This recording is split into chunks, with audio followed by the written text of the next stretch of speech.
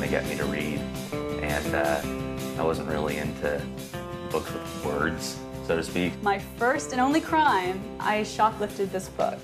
And I found this book of complete Calvin and Hobbes. It was in English, but I said, I don't care. I'm gonna learn this language just to understand this book.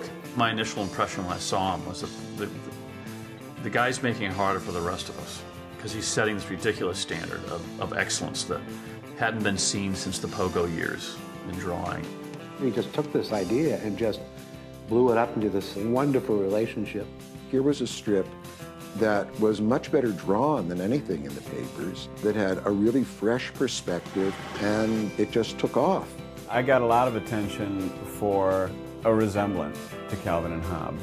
You can see how this influenced Bill Watterson with Calvin and Hobbes. There are a lot of strips that are like that, where he's in kind of a fantasy world, and then in the last panel he wakes up. Imagine if he started licensing. The first lunchbox would have sold 9 billion.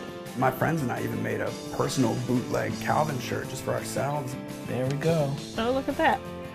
Watterson was coming out of more of the artistic tradition of this, look, we can raise this art up, and others were coming from, look, it has always been this intersection of art and commerce.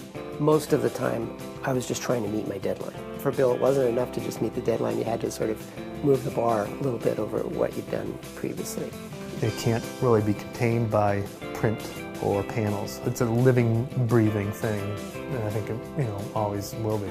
Even now, as I reread them and I continue to reread them, I discover so many layers and appreciate it more. Calvin's like the kid you want to be, even if you're a 300-pound black kid. I mean, you still want to be Calvin.